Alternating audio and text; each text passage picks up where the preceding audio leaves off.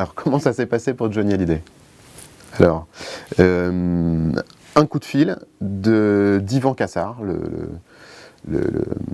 l'arrangeur mythique de Johnny, quoi. Voilà, qui m'a dit, voilà, j'ai entendu parler de toi.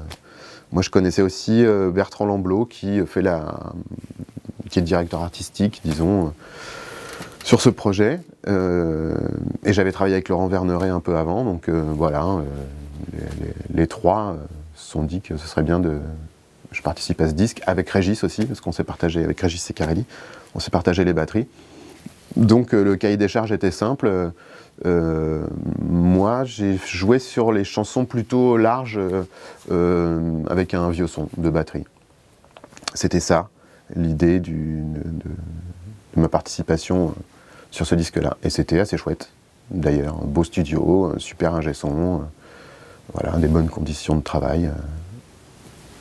C'était super. La première fois où j'ai entendu mes batteries avec sa voix, ça m'a fait un choc.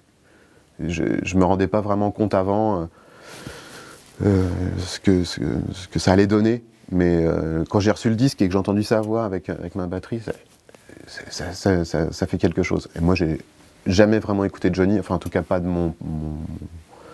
enfin voilà, mes parents écoutaient Hallyday, enfin voilà, on connaît tous plein de chansons de Johnny, voilà, bon, mais non, c'est assez impressionnant, tu sais, c'est quelqu'un d'impressionnant, hein, ce monsieur-là. C'était vraiment une super expérience, vraiment, c'était très intéressant. Très intéressant, et puis c'était un ingé son qui s'appelle Ryan Freeland, qui bosse avec plein de gens que j'admire d'ailleurs, voilà, avec Ray La Montagne par exemple, et donc c'était fabuleux de bosser aussi avec ce mec-là, un son de batterie assez hallucinant. Donc les conditions sont réunies, on passe beaucoup de temps sur les chansons, avec des gens qui jouent bien. Moi, j'ai surtout peur de ne pas être à la hauteur, plus que voilà, c'était ça, la pression, elle était là. Hein. Après, quand on joue et on va écouter ce qu'on vient d'enregistrer dans la cabine et qu'on entend un son de batterie hallucinant, le plus beau son de batterie qu'on aurait pu imaginer, bon, ça va, c'est finalement assez flatteur et voilà, c'est très agréable. Comment se passe une session de studio? Dans mon cas, souvent, j'écoute, enfin, on parle souvent de musique avec la personne responsable de la session, c'est-à-dire, ça peut être le guitariste, chanteur, enfin, le compositeur, chanteur, l'auteur, avec lequel j'ai un contact, qui m'appelle et on se dit, bah voilà, soit je sais déjà ce qu'il fait, et j'imagine un peu la couleur qu'il veut, soit il m'envoie les chansons. Donc à partir de ce moment-là,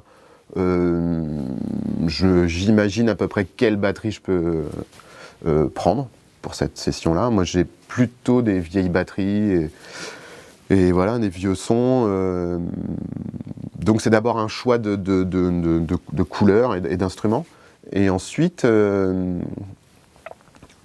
moi je suis plutôt dans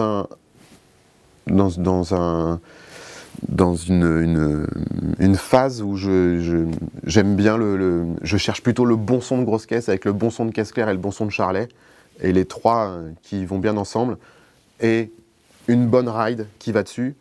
Donc j'ai plein de grosses caisses, plein de caisses claires, plein de charlets, plein de rides, enfin plein de cymbales, plein. Enfin, 5-6 grosses caisses, une 15-20 de caisses claires, 5-6 charlets différentes, et même des crashs que j'empile ou des rides. Et ensuite des cymbales rides, j'en ai pas mal aussi. Donc une fois que j'ai cet élément-là, enfin cette combinaison-là, grosse caisse claire charlet, qui finalement est le truc qu'on entend le plus quand on écoute la radio, hein, dans la pop, on se dit pas, tiens, waouh, le son de Tom il est super beau. Non, ce qui nous frappe le plus, c'est cette balance grosse caisse claire charlet. Donc voilà, je cherche ça pour que ça rentre bien dans le morceau, spécialement la caisse claire. Donc voilà, et après, si je suis hyper inspiré par la chanson, et que je trouve une idée chouette, je la propose. Et puis sinon, en gros, sinon je joue ce qu'on me demande de jouer. Et puis dans ce qu'on me demande de jouer, quelquefois je me dis ah oui, mais moi je le jouerais plutôt comme ça. Et paf, je le détourne, à la fois pour que ça me convienne un petit peu mieux dans mon jeu, parce que je trouve ça plus facile pour moi.